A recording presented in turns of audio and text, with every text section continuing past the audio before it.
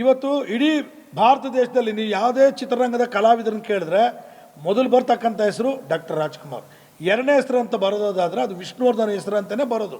ಕನ್ನಡ ಚಿತ್ರರಂಗದ ಎರಡು ಕಣ್ಣು ಅಂತೇಳಿ ಹೇಳ್ಕೊಳ್ಳೋದು doctor Rajkumar, doctor Vishnuvardhan. Doctor Vishnuvardhan ರವರು ಬದುಕಿನ ಬದುಕನ್ನು ಪ್ರಾರಂಭ ಮಾಡಿದಾಗಿಂದ ಇದುವರೆಗೂ ಅವ್ರ ಮೇಲೆ ನಡೆದಿರ್ತಕ್ಕಂಥ ಹಲ್ಲೆಗಳನ್ನು ಲೆಕ್ಕ ಹಾಕ್ತಾ ಹೋದರೆ ಅವರ ಸಿನಿಮಾಗಳ ಮೇಲೆ, ಅವರ ಅಭಿಮಾನಿಗಳ ಮೇಲೆ, ಅವರ ಕುಟುಂಬದ ಮೇಲೆ, ಅವ್ರ ಮೇಲೆ ನಡೆದಿರ್ತಕ್ಕಂಥ ಹಲ್ಲೆಗಳನ್ನು, ದಾಳಿಗಳನ್ನು, ಕ್ರೌರ್ಯಗಳನ್ನು, ಕೃತ್ಯಗಳನ್ನು ಪಟ್ಟಿ ಮಾಡ್ತಾ ಹೋದರೆ ಇವತ್ತು ಒಂದು ದಿನ ಹೇಳೋದಕ್ಕೆ ಸಾಧ್ಯ ಇಲ್ಲ. ನಮ್ಮನ್ನೆಲ್ಲ ಆಗಲಿ ಸುಮಾರು 13-14 ವರ್ಷ ಆಗಿದೆ. ಇಂದಿಗೂ ಕೂಡ ಅವರ ಆತ್ಮಕ್ಕೆ ಶಾಂತಿ ಸಿಗಲಿಲ್ಲ. ಹಾಗಾಗಿ ಮಾನ್ಯ ಮುಖ್ಯಮಂತ್ರಿಗಳು ಸಿದ್ದರಾಮಯ್ಯನವ್ರಿಗೆ, ಮಾನ್ಯ ಉಪಮುಖ್ಯಮಂತ್ರಿಗಳಾದಂತಹ DK ಶಿವಕುಮಾರ್ ಅವರಲ್ಲಿ ನಾನು ಮನವಿ ಮಾಡ್ತೇನೆ, ಡಾಕ್ಟರ್ ವಿಷ್ಣುವರ್ಧನ್ ರವರಿಗೆ ಕಂಠೀರವ ಸ್ಟುಡಿಯೋದಲ್ಲೇ ನಮ್ಮ ಅಂಬರೀಷ್ ಅವ್ರ ಪಕ್ಕದಲ್ಲೇ ಇವ್ರಿಗೂ ಕೂಡ ಜಾಗವನ್ನು ಕೊಡಲಿ. ಬೆಂಗಳೂರಿನ ಅಭಿಮಾನ್ ಸ್ಟುಡಿಯೋದಲ್ಲಿ ಸ್ಥಾಪಿಸಲಾಗಿದ್ದ ಕನ್ನಡದ ಮೇರು ನಟರಾದ ಡಾಕ್ಟರ್ ವಿಷ್ಣುವರ್ಧನ್ ರವರ ಸ್ಮಾರಕವನ್ನು ಧ್ವಂಸಗೊಳಿಸುವುದು ನಿಜಕ್ಕೂ ಖಂಡನೀಯವಾದುದು ಎಂದು ಕನ್ನಡ ಜಾಗೃತಿ ವೇದಿಕೆ ರಾಜ್ಯಾಧ್ಯಕ್ಷ ಮಂಜುನಾಥ್ ದೇವರವರು ಇಂದು ಅತ್ತಿಬೆಲೆಯಲ್ಲಿ ಆಯೋಜಿಸಲಾಗಿದ್ದ ಪತ್ರಿಕಾಗೋಷ್ಠಿಯಲ್ಲಿ ಬೇಸರ ವ್ಯಕ್ತಪಡಿಸಿದರು. ಇನ್ನು ಡಾಕ್ಟರ್ ವಿಷ್ಣುವರ್ಧನ್ ಅವರು ಕನ್ನಡ ನಾಡಿಗೆ ಮತ್ತು ಕನ್ನಡ ಚಿತ್ರರಂಗಕ್ಕೆ ತನ್ನದೇ ಆದ ಕೊಡುಗೆ ನೀಡಿದ್ದಾರೆ. ಜೊತೆಗೆ ಕೋಟ್ಯಾಂತರ ಅಭಿಮಾನಿಗಳ ಆರಾಧ್ಯ ದೈವವಾಗಿದ್ದರು. ಡಾಕ್ಟರ್ ವಿಷ್ಣುವರ್ಧನ್ ರವರು ಅಂತಹ ಕನ್ನಡದ ಮೇರು ನಟರಾದ ಡಾಕ್ಟರ್ ವಿಷ್ಣುವರ್ಧನ್ ರವರ ಸ್ಮಾರಕವನ್ನು ರಾತ್ರೋರಾತ್ರಿ ಧ್ವಂಸಗೊಳಿಸಿರುವುದು ನಿಜಕ್ಕೂ ಖಂಡನೀಯವಾದುದು ಎಂದರು. ಈ ಕೂಡಲೇ ರಾಜ್ಯ ಸರ್ಕಾರ ಕಂಠೀರವ ಸ್ಟುಡಿಯೋದಲ್ಲಿರುವ ನಟ ಅಂಬರೀಷ್ ರವರ ಸಮಾಧಿ ಬಳಿಯೇ ಡಾಕ್ಟರ್ ವಿಷ್ಣುವರ್ಧನ್ ರವರ ಸ್ಮಾರಕವನ್ನು ನಿರ್ಮಿಸಿಕೊಡಿ, ಏಕೆಂದರೆ ಡಾಕ್ಟರ್ ವಿಷ್ಣುವರ್ಧನ್ ರವರು ಮತ್ತು ನಟ ಅಂಬರೀಷ್ ರವರು ಕುಚಿಕು ಗೆಳೆಯರಾಗಿದ್ದಾರೆ ಎಂದು ಹೇಳಿದರು. ಇನ್ನು ಡಾಕ್ಟರ್ ವಿಷ್ಣುವರ್ಧನ್ ರವರ ಸ್ಮಾರಕವನ್ನು ನಿರ್ಮಿಸಿಕೊಡಲು ರಾಜ್ಯ ಸರ್ಕಾರದ ಬಳಿ ಹಣವಿಲ್ಲದೆ ಇದ್ದರೆ ಅವರ ಅಭಿಮಾನಿಗಳಾದ ನಾವು ಕೊಡುತ್ತೇವೆ ಎಂದು ಖಡಕ್ ಎಚ್ಚರಿಕೆ ನೀಡಿದರು. ಇನ್ನು ಸುದ್ದಿಗೋಷ್ಠಿಯಲ್ಲಿ RNS Ravi, V Srinivas, R Madhukumar, Manjunath, Nataraj, Sharan, Harish, Javed, Attibele Mahan ಮತ್ತು ವಿಷ್ಣು ಸೇನಾ ಸಮಿತಿ ಪದಾಧಿಕಾರಿಗಳು ಮತ್ತು ಧ್ರುವ ಸರ್ಜಾ ಅಭಿಮಾನಿ ಬಳಗದವರು ಮತ್ತು ಕನ್ನಡ ಜಾಗೃತಿ ವೇದಿಕೆಯ ಪದಾಧಿಕಾರಿಗಳು ಭಾಗವಹಿಸಿದರು. ಮೇರು ನಟರಾದಂತಹ ಕೋಟ್ಯಾನುಕೋಟಿ ಕನ್ನಡಿಗರ ಹೃದಯ ಸಿಂಹಾಸನದಲ್ಲಿ ನೆಲೆಸಿರ್ತಕ್ಕಂತಹ ನಟ ಸಾಮ್ರಾಟ್ ಡಾಕ್ಟರ್ ವಿಷ್ಣುವರ್ಧನ್ ರವರ ಸ್ಮಾರಕವನ್ನು ಏನು ಕಳೆದ 2009ರಲ್ಲಿ ಅವರ ಅಂತ್ಯಕ್ರಿಯೆಯನ್ನು ಬೆಂಗಳೂರಿನ ಅಭಿಮಾನ್ ಸ್ಟುಡಿಯೋದಲ್ಲಿ ಅಂತ್ಯ ಸಂಸ್ಕಾರ ಮಾಡಿತ್ತು, ಅಂತ್ಯಕ್ರಿಯೆ ನಡೆಸಿತ್ತು. ಆ ಜಾಗದಲ್ಲಿ ಅಂದಿನ ಸರ್ಕಾರ, ಯಡಿಯೂರಪ್ಪನವರು ಮುಖ್ಯಮಂತ್ರಿಗಳಾಗಿದ್ದರು. ಅಂದಿನ ದಿನ ಭಾಳ ವ್ಯವಸ್ಥಿತವಾಗಿ ಆ ಒಂದು ಅಂತ್ಯ ಸಂಸ್ಕಾರವನ್ನು ಮಾಡಿದರು. ಆ ಒಂದು ಜಾಗದಲ್ಲಿ ಅಭಿಮಾನಿಗಳು ಪುಟ್ಟದೊಂದು ಸ್ಮಾರಕವನ್ನು ಕಟ್ಟಿದರು. ಪ್ರತಿ ವರ್ಷ ಸೆಪ್ಟೆಂಬರ್ 18 ಮತ್ತು ಡಿಸೆಂಬರ್ 30 ಎರಡು ದಿನವೂ ಕೂಡ ಆ ಭಾಗದಲ್ಲಿ ವಿವಿಧ ರೀತಿಯ ಸಾಂಸ್ಕೃತಿಕ ಕಾರ್ಯಕ್ರಮಗಳು ಮತ್ತು ಸಾಮಾಜಿಕ ಕಳಕಳಿಯುಳ್ಳ ಒಂದು ಕಾರ್ಯಕ್ರಮಗಳನ್ನು ಮಾಡ್ತಾ ಬಂದಿದ್ದರು. ರಾಜ್ಯದ ಬೇರೆ ಬೇರೆ ಜಿಲ್ಲೆಗಳಿಂದ, ಬೀದರಿಂದ, ಬೆಳಗಾವಿಯಿಂದ, ಮಂಗಳೂರಿಂದ, ಚಾಮರಾಜನಗರದಿಂದ, ಮೈಸೂರಿಂದ 31 ಜಿಲ್ಲೆಗಳಿಂದಲೂ ಸಹ ಅಭಿಮಾನಿಗಳು ಬಂದು ತಮ್ಮ ಅಭಿಮಾನವನ್ನು ವ್ಯಕ್ತಪಡಿಸಿ ಅಲ್ಲಿ ಪೂಜೆಯನ್ನು ಸಲ್ಲಿಸಿ ಹೋಗ್ತಾಯಿದ್ರು. ಆದರೆ ಆ ಅಭಿಮಾನ್ ಸ್ಟುಡಿಯೋದ ಜಾಗ ಬಾಲಣ್ಣನವರ ಮಕ್ಕಳ ಮಧ್ಯೆ ಜಮೀನು ತಕರಾರು ಇದ್ದಿದ್ದು ನಮಗೆ ಗೊತ್ತಿರಲಿಲ್ಲ. ಬಹುಶಃ ಸರ್ಕಾರಕ್ಕೂ ಕೂಡ ಅವತ್ತು ಗೊತ್ತಿರಲಿಲ್ಲ. ಇಲ್ಲ ಅಂತ ಹೇಳಿದ್ರೆ ಬಹುಶಃ ಸರ್ಕಾರ ಆ ಜಾಗದಲ್ಲಿ ವಿಷ್ಣುವರ್ಧನ್ ಅವರ ಅಂತ್ಯ ಸಂಸ್ಕಾರವನ್ನು ಮಾಡ್ತಾ ಇರಲಿಲ್ಲ ಅಂಥೇಳಿ ನನಗೆ ಅನಿಸುತ್ತೆ. ಆವತ್ತು ರೆಬಲ್ ಸ್ಟಾರ್ ಅಂಬರೀಷ್ ಅವರ ಒಂದು ನೇತೃತ್ವದಲ್ಲಿ, ಯಡಿಯೂರಪ್ಪನವರ ನೇತೃತ್ವದಲ್ಲಿ ಆ ಒಂದು ಜಾಗದಲ್ಲಿ ಮಾಡಿದರು. ಎಲ್ಲ ಜನ, ಲಕ್ಷಾಂತರ ಜನ ಆವತ್ತಿನ ದಿನ ಬಂದು ಕಣ್ಣೀರಾಂಜಲಿಯನ್ನು ಸಲ್ಲಿಸೋದ್ರು. ಆದರೆ ದಿನೇ ದಿನೇ ಏನಾಗ್ತಿತ್ತು, ಬಾಲಣ್ಣನವರ ಮಕ್ಕಳು ಗಣೇಶು ಮತ್ತು ಇನ್ನು ಅವ್ರ ಮಗಳು ಇವರೆಲ್ಲ ಸೇರಿಕೊಂಡು ತಕರಾರನ್ನು ಮಾಡ್ಕೊಂಡೇ ಬಂದರು. ಆದರೆ ಅಭಿಮಾನಿಗಳು ಆ ಒಂದು ಜಾಗದ ವಿಚಾರವಾಗಿ ತಕರಾರು ಬಂದಾಗ ಸಂಬಂಧಪಟ್ಟಂಥ ಸರ್ಕಾರಗಳಿಗೆ ಮನವಿಯನ್ನು ಮಾಡ್ತಾ ಬಂದರು. ನಮಗೆ ಏಕರೆಗಟ್ಟಲೆ ಜಮೀನು ಬೇಡ, ನಮಗೆ ಕನಿಷ್ಠ ಒಂದು 10 ಗುಂಟೆ ಆದರೂ ಜಮೀನು ಕೊಡಿ, ಅದರ ದುಡ್ಡನ್ನು ನಾವೇ ಭರಿಸ್ತೀವಿ ಅಂತೇಳಿ ಕೂಡ ಅಭಿಮಾನಿಗಳು ಒಕ್ಕೊರಲಿನಿಂದ ಹೇಳ್ತಾ ಬಂದರು. ಸರ್ಕಾರ ಅದ್ರ ಬಗ್ಗೆ ತಲೆ ಕೆಡಿಸ್ಕೊಳ್ಳಿಲ್ಲ. ಮತ್ತು ಪಾಲಣ್ಣನ ಮಕ್ಕಳ ಒಂದು ತಕರಾರು ವಿಕೋಪಕ್ಕೆ ಹೋದಾಗ ಸಿದ್ದರಾಮಯ್ಯನವರ ಸರ್ಕಾರ ಜಿಲ್ಲಾಧಿಕಾರಿ ಶಂಕರ್ ಅವರ ನೇತೃತ್ವದಲ್ಲಿ ಒಂದು ಸಮಿತಿಯನ್ನು ರಚನೆ ಮಾಡಿ ಅದರ ಸಮಸ್ಯೆಯನ್ನು ಬಗೆಹರಿಸಿದ್ದಕ್ಕೆ ಒಂದು ಸಮಿತಿಯನ್ನು ರಚನೆ ಮಾಡಿದ್ರು. ಆದರೆ ಕೇವಲ ಸಮಿತಿಯಾಗಿ ಉಳ್ಕೊಳ್ತೇ ಹೊರತು ಅದರ ಸಮಸ್ಯೆಯನ್ನು ಬಗೆಹರಿಸೋದಕ್ಕೆ ಆಗಲೇ ಇಲ್ಲ. ಕೊನೆಗೆ ಅವರ ಕುಟುಂಬದವರು ಭಾರತಿ ವಿಷ್ಣುವರ್ಧನ್ ರವರು ಸಹ ಅನೇಕ ಬಾರಿ ಮುಖ್ಯಮಂತ್ರಿಗಳನ್ನು ಯಡಿಯೂರಪ್ಪನವರಿಂದ ಹಿಡಿದು ನಂತರ ಬಂದಂಥ ಸದಾನಂದ ಗೌಡರು, ತದನಂತರ ಬಂದಂತಹ ಜಗದೀಶ್ ಶೆಟ್ಟರು, ಅದನಂತರ ಬಂದಂಥ ನಮ್ಮ ಸಿದ್ದರಾಮಯ್ಯನವರು, ಆಮೇಲೆ ಕುಮಾರಸ್ವಾಮಿಯವರು 2019ರಲ್ಲಿ ಸುಮಾರು 5-6 ಮುಖ್ಯಮಂತ್ರಿಗಳನ್ನು ಭೇಟಿ ಮಾಡಿ ಪದೇ ಭೇಟಿ ಮಾಡಿ ತಮ್ಮ ಅಳಲನ್ನು ತೋಡ್ಕೊಂಡಿದ್ದನ್ನು ಇಡೀ ರಾಜ್ಯದ ಜನತೆ ನೋಡಿದೆ. ಆದರೆ ಯಾರೂ ಕೂಡ ಸಕಾರಾತ್ಮಕವಾಗಿ ಸ್ಪಂದನೆ ಮಾಡಲಿಲ್ಲ. ನನಗೇನೋ ಒಂದು ನೋವೇನಂತೇಳಿ ನಾನೊಬ್ಬ ಅಭಿಮಾನಿಯಾಗಿ ಅಭಿಮಾನಿ ಅಂತ ಹೇಳ್ಕೊಳ್ಳೋದಿಲ್ಲ, ನಾನೊಬ್ಬ ಭಕ್ತ ಅಂತ ಹೇಳಿದ್ರೆ ನನಗೆ ಇನ್ನೂ ಹೆಮ್ಮೆ ಆಗುತ್ತೆ. ನಾನೊಬ್ಬ ಭಕ್ತನಾಗಿ ವಿಷ್ಣುವರ್ಧನ್ ಅವರ ಭಕ್ತನಾಗಿ ಹೇಳ್ಕೊಳ್ಳೋದಾದರೆ, ಅವರ ಚಿತ್ರರಂಗಕ್ಕೆ ಬಂದ ದಿನಗಳಿಂದನೂ ಕೂಡ ಅವರ ಕೊನೆಯ ದಿನಗಳವರೆಗೆ ಅವರ ಮೇಲೆ ನಡೆದಂತಹ ಹಲ್ಲೆ ಇರ್ಬೋದು, ಅವರ ಸಿನಿಮಾಗಳ ಮೇಲೆ ನಡೆದಂಥ ದಾಳಿಗಳಿರ್ಬೋದು, ಅಭಿಮಾನಿಗಳ ಮೇಲೆ ನಡೆದಿರ್ತಕ್ಕಂಥ ದಾಳಿಗಳಿರ್ಬೋದು, ಇವೆಲ್ಲವೂ ಕೂಡ ವ್ಯವಸ್ಥಿತವಾದಂತಹ ಒಂದು ಸಂಚು ಅಂತೇಳಿ ಇಡೀ ರಾಜ್ಯಕ್ಕೆ ಗೊತ್ತಿರ್ತಕ್ಕಂಥದ್ದು, ನನಗೂ ಅನಿಸಿರ್ತಕ್ಕಂಥದ್ದು. ಯಾಕಂದರೆ ನಾನು ಕಣ್ಣು ಮುಂದೆ ನೋಡಿರ್ತಕ್ಕಂಥದ್ದು. ಆದರೆ ವಿಷ್ಣುವರ್ಧನ್ ಅವರು ಕೊಟ್ಟಿರ್ತಕ್ಕಂಥ ಕೊಡುಗೆ ಅಪಾರವಾಗಿರ್ತಕ್ಕಂಥದ್ದು. ಇಡೀ ರಾಜ್ಯಕ್ಕೆ, ಕನ್ನಡಕ್ಕೆ ಅಪಾರವಾದಂಥ ಕೊಡುಗೆಗಳನ್ನು ಕೊಟ್ಟಿರ್ತಕ್ಕಂಥದ್ದು. ತಮ್ಮ ಸಿನಿಮಾಗಳ ಮುಖಾಂತರ ಜನರಲ್ಲಿ ಜಾಗೃತಿ ಮೂಡಿಸಿ ಎಲ್ಲರನ್ನೂ ಕೂಡ ಸಮಾನವಾಗಿ ಎಲ್ಲರೂ ಶಾಂತಿಯುತವಾಗಿ ಬದುಕತಕ್ಕಂಥ ವಾತಾವರಣ ಸೃಷ್ಟಿ ಮಾಡ್ತಕ್ಕಂಥ,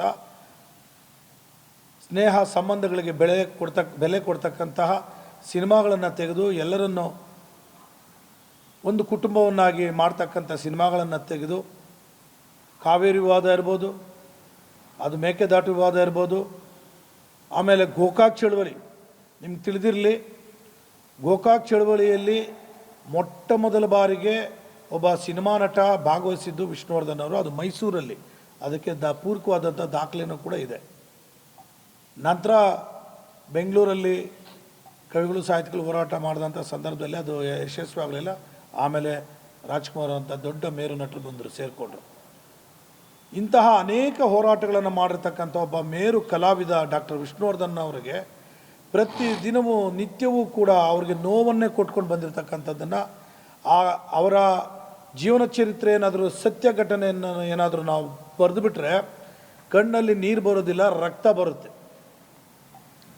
ಅಂತಹ ಅಷ್ಟು ಕಷ್ಟಗಳನ್ನು ಅನುಭವಿಸಿ, ಅಷ್ಟು ನೋವುಗಳನ್ನು ಅನುಭವಿಸಿ, ಅಷ್ಟು ದುಃಖಗಳನ್ನು ಅನುಭವಿಸಿ ಎಲ್ಲರ ಮುಂದೆಯೂ ಸಹ ನಗನಗುತ್ತಾನೆ ಇದ್ದಂತಹ ನಟ ಪ್ರಪಂಚದಲ್ಲಿ ಯಾರಾದರೂ ಇರೋ ಅದು ಡಾಕ್ಟರ್ ವಿಷ್ಣುವರ್ಧನ್ ಅವರು. ತಮಗೆ ನೋವು ಕೊಟ್ಟಂಥವ್ರನ್ನ ಇಂಥವ್ರು ನೋವು ಕೊಟ್ಟರು ಅಂತೇಳಿ ಹೇಳದೇ ಇರ್ತಕ್ಕಂಥವ್ರು.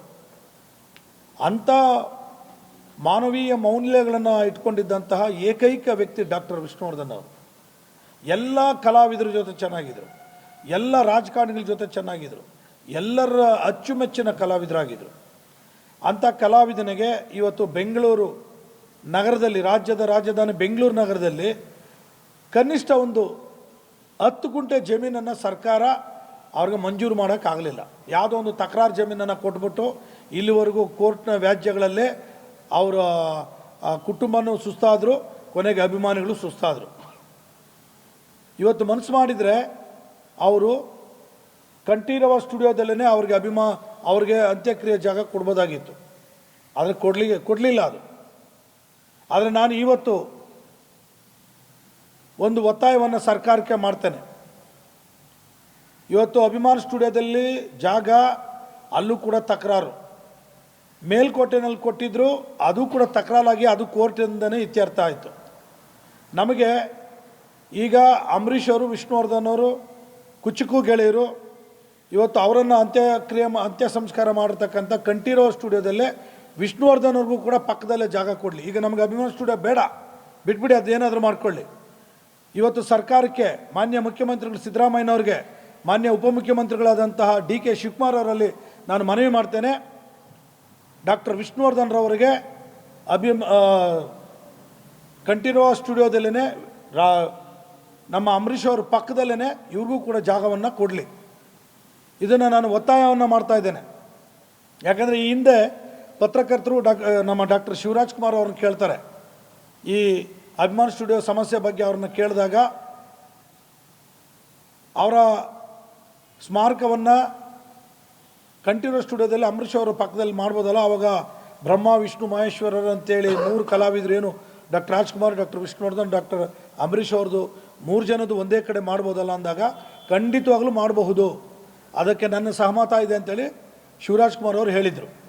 ಅದೇ ರೀತಿ ಈಗ ನಾನೊಬ್ಬ ಅಭಿಮಾನಿಯಾಗಿ, ಒಬ್ಬ ಕನ್ನಡಿಗನಾಗಿ, ಕನ್ನಡ ಪ್ರೇಕ್ಷಕನಾಗಿ ನಾನು ಸರ್ಕಾರಕ್ಕೆ ಒತ್ತಾಯವನ್ನು ಮಾಡ್ತೇನೆ, ವಿಷ್ಣುವರ್ಧನ್ ಅವರ ಒಂದು ಸ್ಮಾರಕವನ್ನು ಕಂಠೀರವ ಸ್ಟುಡಿಯೋದಲ್ಲಿ ಅಂಬರೀಷ್ ಅವರ ಪಕ್ಕದಲ್ಲೇ ಕೊಡಲಿ ಅಂತೇಳಿ ನಾನು ಒತ್ತಾಯ ಮಾಡ್ತೇನೆ. ಯಾಕೆಂದರೆ ಅದು ಸರ್ಕಾರದ ಜಾಗ ಇದೆ, ಅಲ್ಲಿ ಯಾವುದೇ ರೀತಿಯಾದಂಥ ತಂಟೆ ತಕರಾರು ಮಾಡೋದಕ್ಕೆ ಯಾರೂ ಬರೋದಿಲ್ಲ.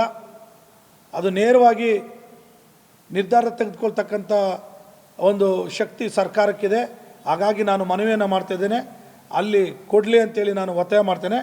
ಇದ್ರ ಜೊತೆಗೆ ಯಾರು ಇವತ್ತು ಅಭಿಮಾನ ಸ್ಟುಡಿಯೋದಲ್ಲಿದ್ದಂತಹ ಆ ಒಂದು ಸಣ್ಣದಾದಂತಹ ಬಹುಶಃ ಒಂದು 1 ಗುಂಟೆ 2 ಗುಂಟೆ ಜಾಗದಲ್ಲಿ ಮಾಡಿದಂಥ ಆ ಅಂತ್ಯಕ್ರಿಯೆ ಮಾಡಿದಂಥ ಜಾಗವನ್ನು ರಾತ್ರೋರಾತ್ರಿ ಬಂದು ಅದನ್ನು ಧ್ವಂಸ ಮಾಡಿದ್ದಾರೆ. ಆ ಕಿಡಿಗೇಡಿಗಳಿಗೆ ಸರ್ಕಾರ, ಪೊಲೀಸ್ ಇಲಾಖೆ ಅವರನ್ನು ಬಂಧಿಸಬೇಕು ಅಂತೇಳಿ ಒತ್ತಾಯ ಮಾಡ್ತೇವೆ.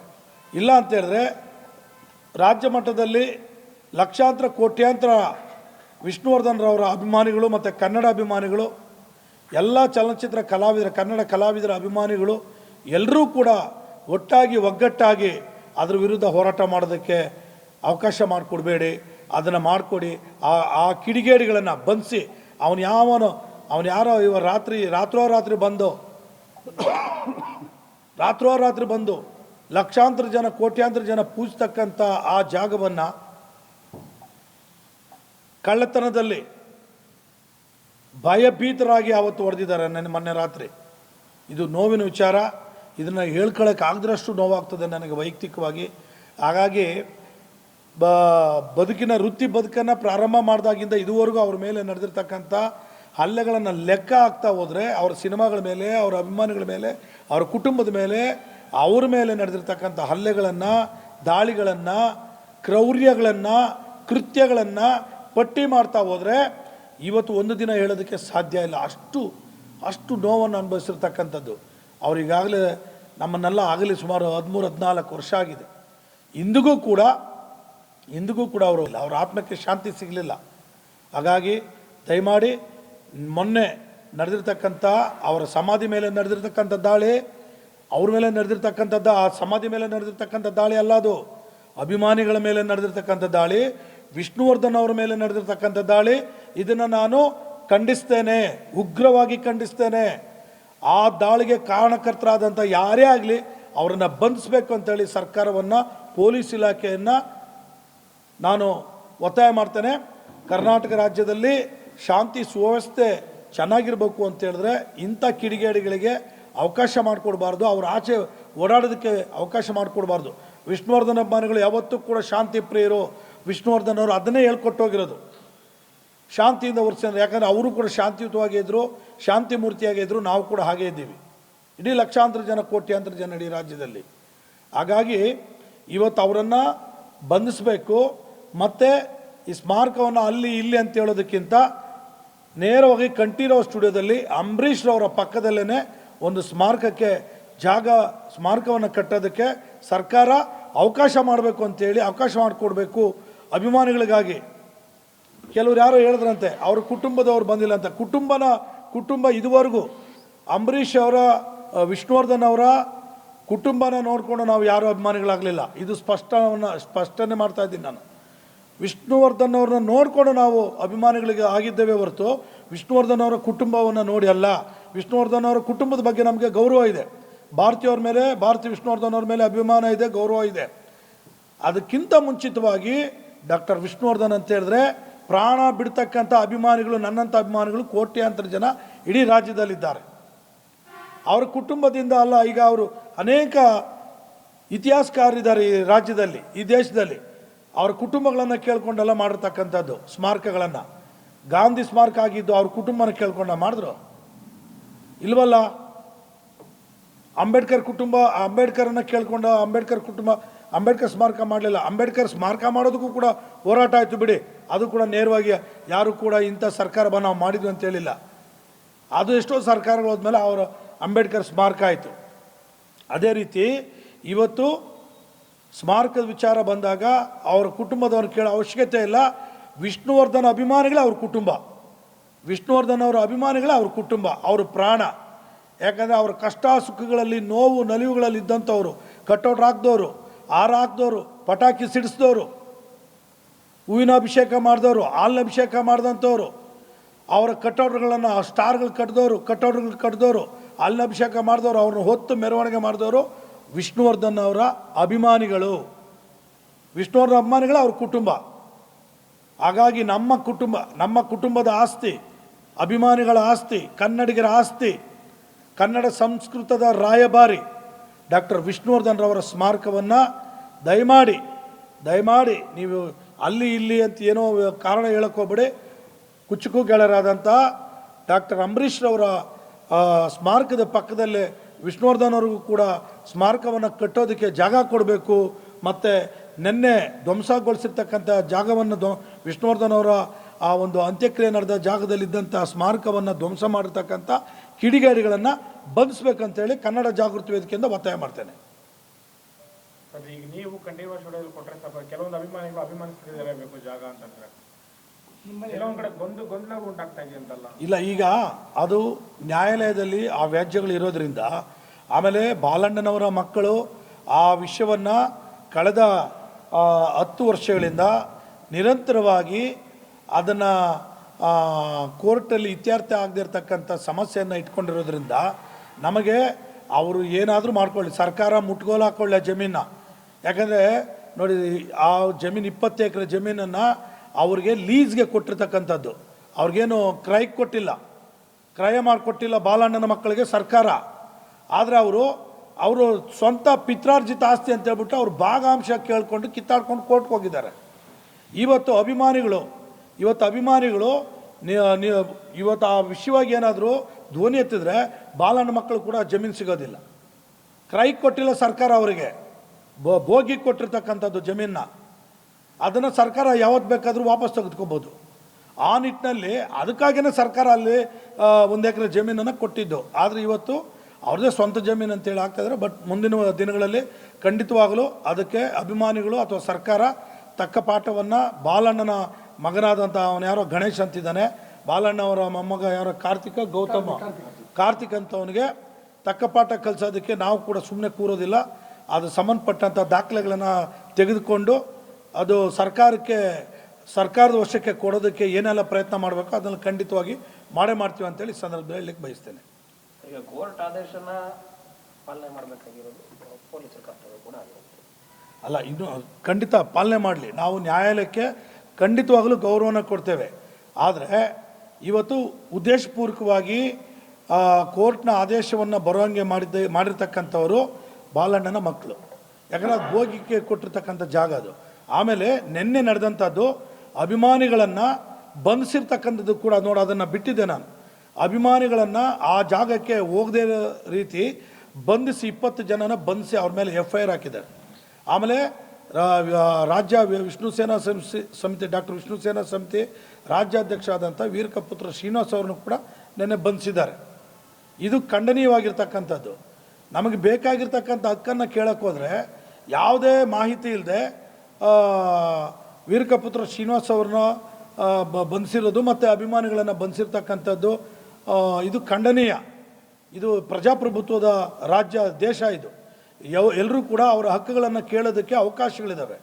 ಪೊಲೀಸ್ನವ್ರನ್ನ ಬಿಟ್ಟು ಅದಕ್ಕೆ ಅಭಿಮಾನಿಗಳನ್ನು ಬಂಧಿಸಿ ಮತ್ತೆ ಬಿಡುಗಡೆ ಮಾಡಿದ್ದಾರೆ, ಅದು ಬೇರೆ ವಿಚಾರ. ಆದರೆ ಅಲ್ಲಿಗೆ ಹೋಗೋದಕ್ಕೆ ಅವಕಾಶನ ಕೊಡದೆ, ಅಲ್ಲಿ ಹೋರಾಟ ಮಾಡೋದಕ್ಕೆ ಅವಕಾಶ ಕೊಡದೆ ಬಂಧಿಸಿರತಕ್ಕಂಥದ್ದನ್ನು ಕೂಡ ಕನ್ನಡ ಜಾಗೃತಿ ವೇದಿಕೆ ಖಂಡಿಸ್ತದೆ. ಸರ್, ಅವ್ರ ಪುತ್ರಿ ಹೇಳ್ತಾರೆ ಇದು ಬೆಲೆ ಹೆಚ್ಚಾದ್ರಿಂದ ಇದರಲ್ಲಿ ರಾಜಕೀಯ ಕೈವಾಡ ಇದೆ ಅಂತ ಬಾಲಣ್ಣ ಅವರ ಪುತ್ರಿನೇ ಹೇಳ್ತಾರೆ. ಖಂಡಿತ ಅದು ಇವತ್ತು ಬೆಂಗಳೂರು ನಗರದಲ್ಲಿ ಒಂದು ಸೆಂಟ್ ಅಂದರೆ ಒಂದು ಗುಂಟೆ ಜಮೀನು ಅಲ್ಲ, ಒಂದಡಿ ಭೂಮಿ ಲಕ್ಷಗಳ ಮೇಲೆ ಇದೆ. ಆ ನಿಟ್ಟಿನಲ್ಲಿ ಇವತ್ತು ಇದು ಅಭಿಮಾನ್ ಸ್ಟುಡಿಯೋ ಸುತ್ತಮುತ್ತ ಇದು ಈಗಾಗಲೇ ನಿಮಗೆಲ್ಲ ಗೊತ್ತಿರೋ ಹಾಗೆ ಗ್ರೇಟರ್ ಬೆಂಗಳೂರು ಬೇರೆ ಆಗೋಕ್ಕೆ ಎಲ್ಲ ಸಿದ್ಧತೆಗಳು ಮಾಡ್ಕೊಂಡಿದ್ದಾರೆ. ಆಗ ಒಂದಡಿ ಭೂಮಿ ಏನಾಗ್ಬೋದು, ಅದನ್ನು ಕಬಳಿಸೋದಕ್ಕೆ ರಾಜಕೀಯದ ಹುನ್ನಾರನೂ ಇರ್ಬೋದು, ಎಲ್ಲನೂ ಇರ್ಬೋದು. ಅವರ ಮಗಳು ಬಾಲಿ ಹೇಳಿರೋದು ನೆನ್ನೆ ಹೇಳಿದ್ದಾರೆ. ಇದರಲ್ಲಿ ಆಯಮ್ಮ ಹೇಳಿದ್ದಾರೆ ನಂದೇನು ತಕರಾರಿಲ್ಲ ಅಂತೇಳಿ ಆಯಮ್ಮ ನೇರವಾಗಿ ಹೇಳಿದ್ದಾರೆ. ಆದರೆ ಗಣೇಶು ಮತ್ತು ಅವನ ಕಾರ್ತಿಕನವನು ಇವೆಲ್ಲ ಮಾಡಿಸಿರ್ತಕ್ಕಂಥದ್ದು. ಹಾಗಾಗಿ ಆ ಭೂಮಿಯನ್ನು ಒಡ್ಕೊಳ್ಳೋದಕ್ಕೆ ಇದು ಮಾಡ್ತಾ ಇದ್ದಾರೆ. ಆದರೆ ಇದನ್ನು ಅವ್ರು ಕೋರ್ಟ್ಗೆ ಹೋಗಿದ್ದಾರೆ, ನಾವು ಕೂಡ ಕೋರ್ಟ್ಗೆ ಹೋಗ್ತೇವೆ, ನಾವು ಕೂಡ ಸರ್ಕಾರಕ್ಕೆ ಅಪೀಲನ್ನು ಮಾಡ್ತೇವೆ. ಈಗಾಗಲೇ ಅದನ್ನು ಒಂದಷ್ಟು ಮಾಹಿತಿಗಳನ್ನು ಕಲೆ ಹಾಕಿದ್ದಾರೆ ಅಭಿಮಾನಿಗಳು. ಅದ್ರ ಸಂಬಂಧ ಖಂಡಿತವಾಗಲೂ ಕೂಡ ನಾವು ಕೂಡ ಹೋರಾಟವನ್ನು ಮಾಡ್ತೇವೆ. ಹಿಂದೆ ಏನಾದ್ರು ಒಪ್ಪಂದ ಆಗಿತ್ತ? ಮೈಸೂರಲ್ಲಿ ಸ್ಮಾರಕ ಮಾಡಿದಾದ್ಮೇಲೆ ಇಲ್ಲಿ ತೆರವು ಮಾಡ್ತೀರಿ ಅಂತ ಒಳ ಒಪ್ಪಂದಗಳೇನಾದ್ರು ಆಗಿತ್ತು? ಇಲ್ಲ, ಖಂಡಿತ ಆಗಲಿಲ್ಲ. ಮೈಸೂರಲ್ಲಿ ಆಗೋದಕ್ಕೆ ಏನಂದರೆ ಅವರ ಕುಟುಂಬ ಆಗಲಿ ಅಭಿಮಾನಿಗಳಾಗಲಿ ಸುಮಾರು 10 ವರ್ಷಗಳ ಕಾಲ ನಿರಂತರವಾದಂತಹ ಪ್ರಯತ್ನಗಳನ್ನು ಪಟ್ಕೊಂಡೇ ಇದ್ದರು. ಸುಮಾರು 5-6 ಮುಖ್ಯಮಂತ್ರಿಗಳ ಮನೆ ಬಾಗಿಲಿಗೆ ಹೋಗಿ ನಾಯಿಗಳ ರೀತಿಯಲ್ಲಿ ಅವ್ರ ಮನೆ ಬಾಗಿಲಲ್ಲಿ ಕಾದು ಕುಳಿತು ಅವರನ್ನು ಕಾಡಿ ಬೇಡಿ ಏನು ಮಾಡಿದ್ರು ಅವ್ರಿಗೆ ಮನಸ್ಸು ಕರಗಲಿಲ್ಲ. ಎಲ್ರಿಗೂ ಕೊಟ್ಟಿದ್ದಾರೆ. ನಾವು ಯಾರು ಕೊಟ್ಟಿದ್ದಾರೆ ಅಂತೇಳಿ ನಾವು ಅದನ್ನು ವಿರೋಧ ಮಾಡೋದಿಲ್ಲ. ಡಾಕ್ಟರ್ ರಾಜ್ಕುಮಾರ್ ಅಫ್ಕೋರ್ಸ್ ಅವ್ರ ಮೇರು ಕಲಾವಿದರು ಭಾರತ ದೇಶದಲ್ಲೇ. ಅವ್ರು ಕೊಟ್ಟಿರ್ತಕ್ಕಂಥ ವಿಚಾರದಲ್ಲಿ ನಮ್ಮದು ತಕರಾರಿಲ್ಲ. ಪುನೀತ್ ರಾಜ್ಕುಮಾರ್ ಕೊಟ್ಟಿರ್ತಕ್ಕಂಥದ್ದು ತಕರಾರಿಲ್ಲ, ಅಂಬರೀಷ್ ಅವ್ರು ಕೊಟ್ಟಿರ್ತಕ್ಕಂಥದ್ದು ತಕರಾರಿಲ್ಲ, ಪಾರ್ವತಮ್ಮನವ್ರು ಕೊಟ್ಟಿರ್ತಕ್ಕಂಥದ್ದು ತಕರಾರಿಲ್ಲ. ಆದರೆ ಇವತ್ತು ಇಡೀ ಭಾರತ ದೇಶದಲ್ಲಿ ನೀವು ಯಾವುದೇ ಚಿತ್ರರಂಗದ ಕಲಾವಿದರನ್ನು ಕೇಳಿದ್ರೆ ಮೊದಲು ಬರ್ತಕ್ಕಂಥ ಹೆಸರು ಡಾಕ್ಟರ್ ರಾಜ್ಕುಮಾರ್. ಎರಡನೇ ಹೆಸರು ಅಂತ ಬರೋದಾದರೆ ಅದು ವಿಷ್ಣುವರ್ಧನ್ ಹೆಸರು ಅಂತಲೇ ಬರೋದು. ಮೊನ್ನೆ ಹುಟ್ಟಿರೋದು, ಅದಕ್ಕಿಂತ ಹುಟ್ಟಿರೋನು, ಇವತ್ತು ಹುಟ್ಟಿರೋ ಮಕ್ಕಳನ್ನ ಕೇಳಿದ್ರು ಹಿರಿಯ ಕಲಾವಿದರು ಯಾರು ಅಂತ ಹೇಳಿದ್ರೆ ರಾಜ್ಕುಮಾರ್ ವಿಷ್ಣು ಅಂತಾನೆ ಬರೋದು. ಕನ್ನಡ ಚಿತ್ರರಂಗದ 2 ಕಣ್ಣು ಅಂತೇಳಿ ಹೇಳ್ಕೊಳ್ಳೋದು ಡಾಕ್ಟರ್ ರಾಜ್ಕುಮಾರ್, ಡಾಕ್ಟರ್ ವಿಷ್ಣುವರ್ಧನ್. ಅದೇ ರೀತಿ ವಿಷ್ಣುವರ್ಧನ್ ಅವ್ರನ್ನು ಕೂಡ ಭಾಳ ಗೌರವಯುತವಾಗಿ ನಡೆಸ್ಕೋಬೇಕಾಗಿತ್ತು. ಇದು ನನಗೆ ಭಾಳ ಇನ್ನೊಂದು ನೋವಾಗುತ್ತೆ, ಕಣ್ಣಲ್ಲಿ ನೀರು ಬರುತ್ತೆ. ಡಾಕ್ಟರ್ ರಾಜ್ಕುಮಾರ್ ಅವರು ತೀರೋದ್ಮೇಲೆ 2006ರಲ್ಲಿ ರಾಜ್ಕುಮಾರ್ ಅವರು ತೀರೋಗ್ತಾರೆ. 2007ರಲ್ಲಿ ಕಾವೇರಿ ಐತೀರ್ಪು ಬರ್ತದೆ. ಕಾವೇರಿದ ನ್ಯಾಯಮಂಡಳಿ ಒಂದು ಐತೀರ್ಪು ಕೊಡುತ್ತೆ. 2007 ಫೆಬ್ರವರಿ 5ನೇ ತಾರೀಕು, ನನಗಿನ್ನೂ ಡೇಟ್ ಜ್ಞಾಪಕ ಇದೆ. ಆ ಸಂದರ್ಭದಲ್ಲಿ ಕಾವೇರಿ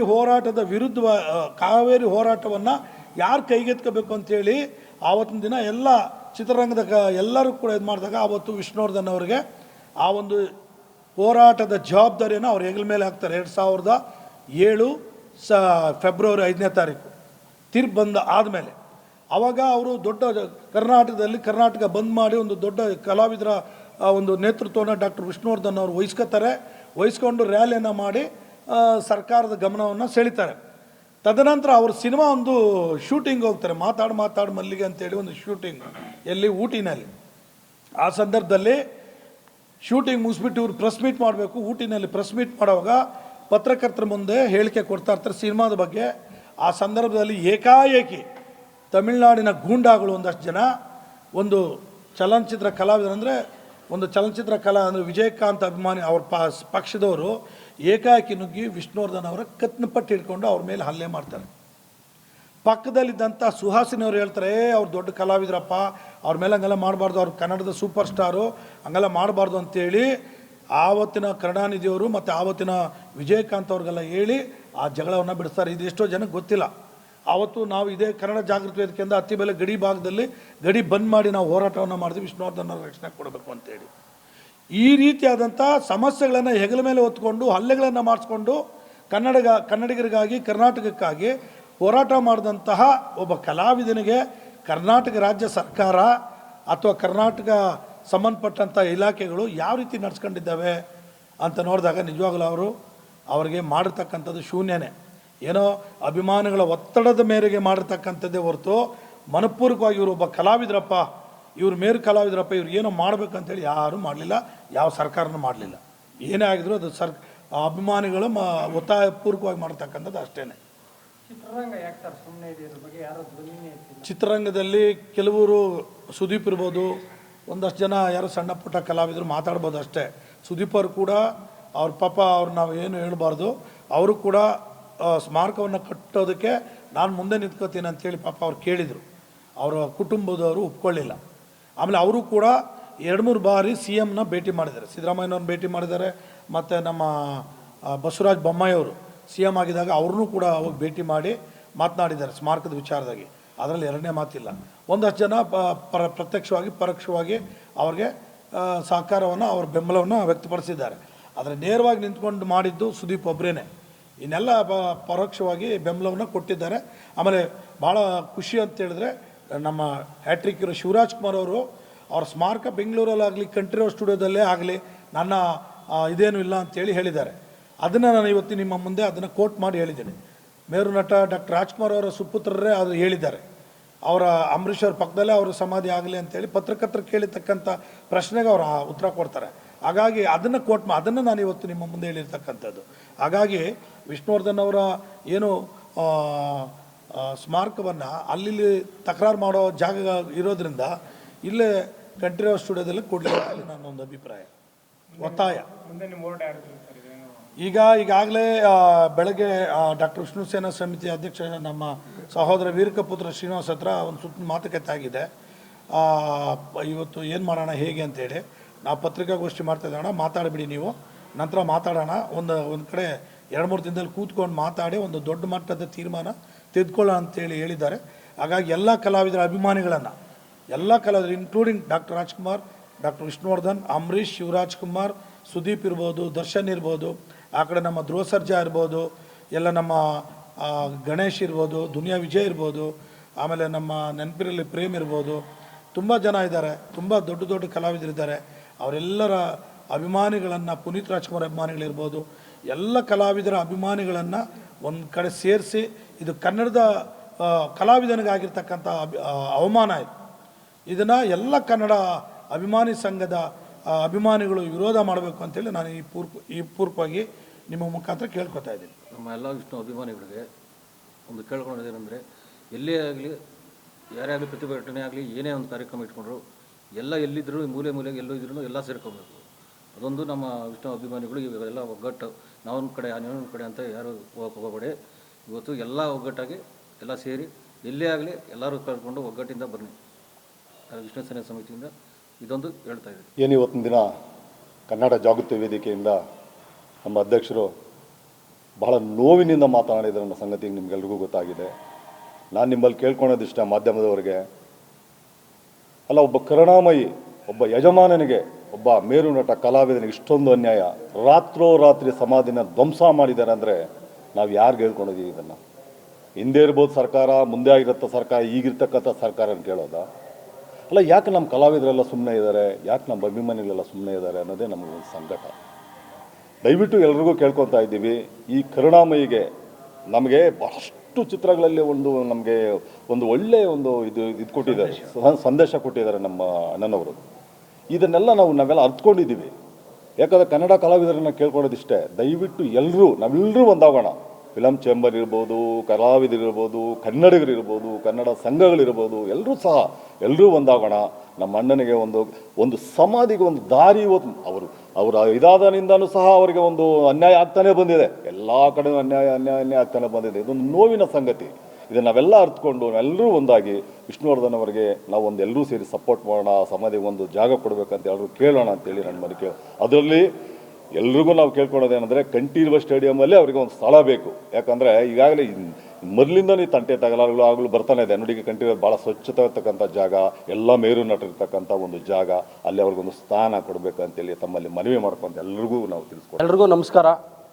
ಏನು ನೆನ್ನೆ ನಡೆದಂಥ ಘಟನೆ, ವಿಷ್ಣು ಸರ್ ಅವರ ಒಂದು ಪುಣ್ಯಭೂಮಿ ಏನೊಂದು ಆ ಒಂದು ಜಾಗದಲ್ಲಿ ಒಂದು ಕೆಟ್ಟ ಘಟನೆ ನಡೆದಿದೆ. ಇದು ಒಂದು ನಮ್ಮ ನಾಡಿಗಾಗಲಿ, ನಮ್ಮ ಕನ್ನಡ ಚಲನಚಿತ್ರರಂಗಕ್ಕಾಗಲಿ ಒಂದು ದೇಶದಲ್ಲೇ ಒಂದು ಕಪ್ಪು ದಿನ ಅಂತಲೇ ಹೇಳ್ಬೋದು. ಸರ್ ಸುಮಾರು 200ಕ್ಕೂ ಹೆಚ್ಚು ಸಿನಿಮಾಗಳನ್ನು ಮಾಡಿರುವಂಥ ನಮ್ಮ ಒಂದು ವಿಷ್ಣುದಾದವರು ಈ ನಾಡಿಗಾಗಲಿ ದೇಶಕ್ಕಾಗಲಿ ಸಾಕಷ್ಟು ಕೊಡುಗೆಗಳನ್ನು ಕೊಟ್ಟಿದ್ದಾರೆ.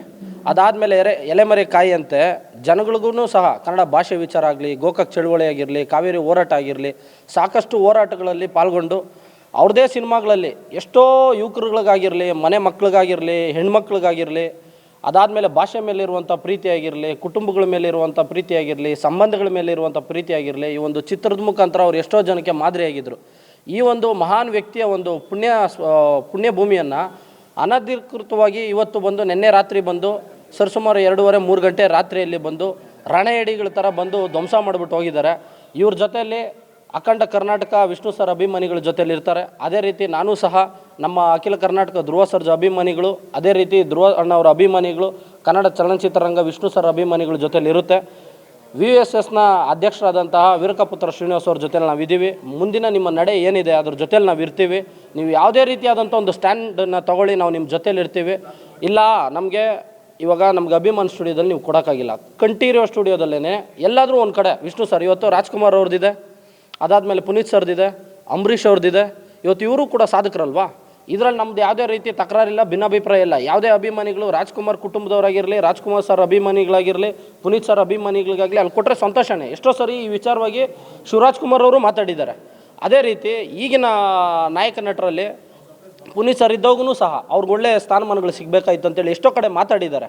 ಸುದೀಪ್ ಸರ್ ಈ ಒಂದು ವಿಷ್ಣು ಸರ್ ವಿಚಾರವಾಗಿ ಪ್ರತಿ ಸತಿನೂ ಸಹ ಅವ್ರ ವಿಚಾರ ಬಂದಾಗ ಧ್ವನಿ ಎತ್ತಾರೆ. ದರ್ಶನ್ ಅವರಾಗಿರ್ಬೋದು, ಈಗ ಯಶ್ ಅವರಾಗಿರ್ಬೋದು, ಧ್ರುವ ಸರ್ಜಾ ಅವರಾಗಿರ್ಬೋದು, ಎಲ್ಲ ಇಂಡಸ್ಟ್ರಿಯವರು ಸಹ ವಿಷ್ಣು ಸರ್ಗೆ ನ್ಯಾಯ ಸಿಗಬೇಕಂತೇಳಿ ಪ್ರತಿಯೊಂದು ಸುಮಾರು 10-15 ವರ್ಷದಿಂದನೂ ಹೋರಾಟ ಮಾಡಿಕೊಂಡೇ ಬಂದಿದೆ.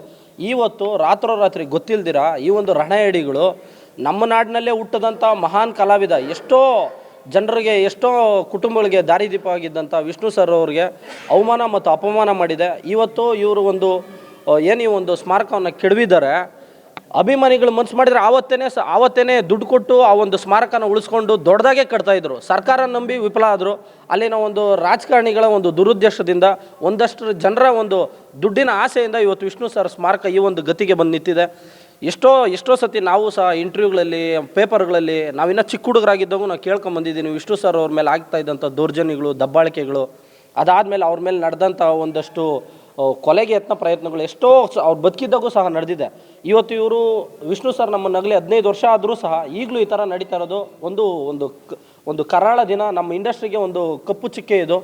ನನಗೆ ಎಷ್ಟೋ ಸರಿ ಅನಿಸುತ್ತೆ, ವಿಷ್ಣು ಸರ್ ನಮ್ಮ ರಾಜ್ಯದಲ್ಲಿ ಹುಟ್ಟೋದ್ರ ಬದಲು ಎಲ್ಲೋ ಒಂದು ಕಡೆ ಬಾಂಬೆಯಲ್ಲೋ ಅಥವಾ ತಮಿಳ್ನಾಡಲ್ಲೋ, ಕೇರಳದಲ್ಲೋ ಅಥವಾ ಆಂಧ್ರದಲ್ಲೋ ಹುಟ್ಟಿದ್ರೆ ಚೆನ್ನಾಗಿರ್ತೈತೆ. ಯಾಕಂದರೆ ಅವರು ಅಲ್ಲಿ ಮೆರೆಸ್ಬಿಡ್ತಾಯಿದ್ರು. ಇವತ್ತು ವಿಷ್ಣು ಸರ್ಗೊಂದು ಕರ್ನಾಟಕ ರತ್ನ ಪ್ರಶಸ್ತಿ ಇಲ್ಲ, ಇವತ್ತು ದಾದಾ ಸಾಹೇಬ್ ಫಾಲ್ಕೆ ಪ್ರಶಸ್ತಿ ಇಲ್ಲ, ಅದಾದಮೇಲೆ ಪದ್ಮವಿಭೂಷಣ ಇಲ್ಲ. ಯಾವುದೇ ರೀತಿ ಅವ್ರಿಗೆ ಸರ್ಕಾರಗಳು ಸಹ ಅವ್ರು ಮಾಡಿರೋಂಥ ಸಾಧನೆಯನ್ನು ಎಲ್ಲೋ ಗುರುತಿಸೋದ್ರಲ್ಲಿ ವಿಫಲ ಆಗಿದೆ. ಅದಕ್ಕೋಸ್ಕರ ನಾಳಿನ ದಿವಸ ಉಗ್ರವಾದ ಹೋರಾಟ ಮಾಡೋದಕ್ಕೂ ರೆಡಿ, ಯಾವುದೇ ರೀತಿ ರೋಡ್ಗಿಳ್ದು ಹೋರಾಟ ಮಾಡೋದಕ್ಕೂ ರೆಡಿ. ವಿಷ್ಣು ಸರ್ ಅವರ ಸ್ಮಾರಕ ಬೆಂಗಳೂರಲ್ಲಿ ಆಗಲೇಬೇಕು. ಒಬ್ಬ ಕರ್ನಾಟಕದಲ್ಲಿ ಒಬ್ಬ ಮೇರು ನಟನಿಗೆ ಒಂದು ರಾಜಧಾನಿಯಲ್ಲಿ ಅವ್ರಿಗೆ ಒಂದು ಪುಣ್ಯಭೂಮಿ ಆಗೋದಕ್ಕೊಂದು ಅವಕಾಶ ಇಲ್ಲ ಅನ್ನೋದಾದರೆ ಮತ್ತೆ ಏನಕ್ಕೆ? ಸೊ ಅದಕ್ಕೋಸ್ಕರ ಎಲ್ಲರೂ ಸಹ ಇವತ್ತು ವಿಷ್ಣು ಸರ್ ಅವರು ಜೀವಂತವಾಗಿ ಉಳಿದಿರೋದು ಅಭಿಮಾನಿಗಳಿಂದನೇ. ಅವ್ರ ಕುಟುಂಬದ ಮಧ್ಯೆ, ಅಭಿಮಾನಿಗಳ ಮಧ್ಯೆ ಬಿರುಕು ಮುಡಿಸಿದ್ದಿದೆ ರಾಜಕಾರಣಿಗಳೇ, ಒಂದಷ್ಟು ಜನ ಉದ್ಯಮಿಗಳು. ಅದು ಏನೇ ಆಗಲಿ ರಾಜಧಾನಿಯಲ್ಲಿ ವಿಷ್ಣು ಸರ್ ಅವ್ರ ಸ್ಮಾರಕ ಆಗಲೇಬೇಕು. ಇವ್ರ ಜೊತೆಯಲ್ಲಿ ಎಲ್ಲ ಥರ, ಎಲ್ಲ ವರ್ಗದ ಜನ, ಎಲ್ಲ ಜಾತಿಯ ಜನ, ಎಲ್ಲ ಧರ್ಮದ ಜನ ವಿಷ್ಣು ಸರ್ ಅವರ ಸ್ಮಾರಕ ಬೆಂಗಳೂರಲ್ಲಿ ಆಗಲೇಬೇಕು ಅಂತೇಳಿ ಹೋರಾಟಕ್ಕೆ ಇಳಿತಾರೆ. ಮುಂದಿನ ನಡೆ ವೀರಕಪುತ್ರ ಶ್ರೀನಿವಾಸ್ ಅವ್ರದ್ದು ಏನಿದೆ ಅಂತ ತಿಳ್ಕೊಂಡು ಎಲ್ಲ ಪ್ರಗತಿಪರ ಸಂಘಟನೆಗಳು, ಕನ್ನಡ ಪರ ಸಂಘಟನೆಗಳು, ಮಹಿಳಾ ಸಂಘಟನೆಗಳು, ಕಾರ್ಮಿಕ ಸಂಘಟನೆಗಳು, ದಲಿತ ಪರ ಸಂಘಟನೆಗಳು, ಕನ್ನಡ ಪರ ಸಂಘಟನೆಗಳು, ಅದೇ ರೀತಿ ಧ್ರುವಣ್ಣನ ಅಭಿಮಾನಿಗಳು, ಧ್ರುವಣ್ಣನ ಅಖಂಡ ಕರ್ನಾಟಕದಲ್ಲಿ ಎಷ್ಟು ಸಂಘಟನೆಗಳಿದ್ದಾವೆ, ವೀರಕಪುತ್ರ ಶ್ರೀನಿವಾಸ್ ಅವ್ರ ಜೊತೆಲಿ ನಾವೆಲ್ಲ ನಿಂತ್ಕೊತೀವಿ. ಮುಂದಿನ ದಿನಗಳಲ್ಲಿ ವಿಷ್ಣು ಸರ್ ಅವ್ರ ಸ್ಮಾರಕ ಬೆಂಗಳೂರಲ್ಲಿ ಆಗಲೇಬೇಕು. ಇಂಡಸ್ಟ್ರಿಗೆ, ಪ್ರತಿಯೊಬ್ಬ ಕಲಾವಿದರಿಗೆ ಈ ವಿಡಿಯೋ ಮುಖಾಂತರ ಕೇಳ್ಕೊಳ್ಳೋದು ಇಷ್ಟೇ, ದಯವಿಟ್ಟು ಮಾತಾಡಿ, ದಯವಿಟ್ಟು ಎಲ್ಲ ಕಲಾವಿದರು ಮುಂದೆ ಬನ್ನಿ. ಯಾಕಂತ ಹೇಳಿದ್ರೆ ಅವರು ತಮ್ಮ 200 ಸಿನಿಮಾದಲ್ಲಿ ಸಾಕಷ್ಟು ಕೊಡುಗೆ ಕೊಟ್ಟಿದ್ದಾರೆ ಈ ನಾಡಿಗೆ, ಈ ದೇಶಕ್ಕೆ. ಪಂಚತಾರ ನಟ ಅಂತ ಹೇಳ್ತೀವಿ, ಬರೀ ಮೈಕ್ಗಳಲ್ಲಿ ಎಲ್ಲೋ ಒಂದು ಕಡೆ ಟ್ವಿಟರ್ಗಳಲ್ಲಿ ಪೋಸ್ಟ್ ಹಾಕೋದಕ್ಕೆ ಮಾತ್ರ ಸೀಮಿತ ಆಗಬಾರ್ದು. ನಮ್ಮ ಕಣ್ಣು ಮುಂದೆ ಈ ಥರ ಒಂದು ಅನ್ಯಾಯ ಆಗ್ತಾ ಇರಬೇಕಾದ್ರೆ ನಾವು ಧ್ವನಿ ಎತ್ತಿಲ್ಲ ಅಂದರೆ ನಾವು ಬದುಕಿದ್ದು ಸತ್ತಂಗೆ. ದಯಮಾಡಿ ಎಲ್ಲರೂ ಕೂಡ ಬನ್ನಿ ಒಗ್ಗಟ್ಟಾಗಿ. ಇವತ್ತು ಕನ್ನಡಿಗರ ಪರಿಸ್ಥಿತಿ ನಮ್ಮ ನಾಡಿನಲ್ಲಿ ಯಾವ ಥರ ಆಗಿದೆ, ಇವತ್ತು ಒಬ್ಬ ಮೇರು ನಟರ ಪರಿಸ್ಥಿತಿ ಯಾವ ಥರ ಆಗಿದೆ, ಇವತ್ತು ನಮ್ಮ ಕರ್ನಾಟಕದಲ್ಲಿ ಇದೇನು ಹೊಸದಲ್ಲ. ಸಾಧಕರ ಪುತ್ಥಳಿಗಳು ಹೊಡೆಯುವಂಥದ್ದು, ಕರ್ನಾಟಕ ಬಾವುಟ ಸುಡುವಂಥದ್ದು ಇವತ್ತು ವಿಷ್ಣು ಸರ್ಗೆ ಆಗ್ತಾಯಿದೆ. ನಾಳೆ ದಿವಸ ಯಾರಿಗೆ ಬೇಕಾದ್ರೂ ಆಗ್ಬೋದು. ಈಗ ಮುಂದಿನ ದಿನಗಳಲ್ಲಿ ಈ ಒಂದು ಸಾಧಕರ ಪಟ್ಟಿಗಳಲ್ಲಿ ಯಾರ್ಯಾರು ಕಲಾವಿದರು ಬರ್ತಾರೋ ಗೊತ್ತಿಲ್ಲ. ನಿಮ್ಮದೇ ಫಾರ್ಮ್ ಹೌಸ್ಗಳಲ್ಲಿ ನಿಮ್ಮ ಅಂತ್ಯ ಸಂಸ್ಕಾರ ಮಾಡ್ಕೋಬೋದೇನೋ. ಆದರೆ ಇವ್ರು ಬಂದು ಯಾವುದೋ ಒಂದು ಕುಟುಂಬದ ಸೊತ್ತಲ್ಲ, ಇಡೀ ದೇಶ ಮತ್ತು ನಾಡಿನ ಸೊತ್ತು. ಇವ್ರದ್ದು ಬೆಂಗಳೂರಲ್ಲಿ ಆಗಲೇಬೇಕು ನಮ್ಮ ಒತ್ತಾಯ. ಇದರಿಂದ ಯಾರ್ಯಾರಿದ್ದಾರೋ ಕುತಂತ್ರಿಗಳು ಅವ್ರಿಗೆಲ್ಲ ಒಳ್ಳೇದಾಗಲಿ. ಮುಂದಿನ ನಡೆ ಏನೇ ಆಗಿದ್ರು ಸಹ ಧ್ರುವ ಸರ್ಜಾ ಅವರ ಅಭಿಮಾನಿಗಳಾಗಿ ಒಬ್ಬ ಸಂಘಟನೆಯ ರಾಜ್ಯಾಧ್ಯಕ್ಷನಾಗಿ ನಾನು ಇದ್ರ ಜೊತೆಲಿ ನಿಂತ್ಕೊತೀನಿ. ನಮ್ಮ ಗಡಿ ಭಾಗದಲ್ಲಿ ನಮ್ಮ ಅತ್ತಿಬೆಲೆಯಲ್ಲಿ ಸಾಕಷ್ಟು ಕನ್ನಡ ಪರ ಸಂಘಟನೆಗಳು, ಕಲಾವಿದರ ಸಂಘಟನೆಗಳು ಇದ್ದಾವೆ. ಇದು ನಿಂತ್ಕೊತೀವಿ ಅಂತ ಹೇಳ್ತಾ ನನ್ನ ಮಾತನ್ನ ಮುಗಿಸ್ತಾ ಇದ್ದೀನಿ. ಜೈ ಧ್ರುವಣ್ಣ, ಈ ಜೀವನ ನಿಮಗೆ ಅರ್ಪಣೆ.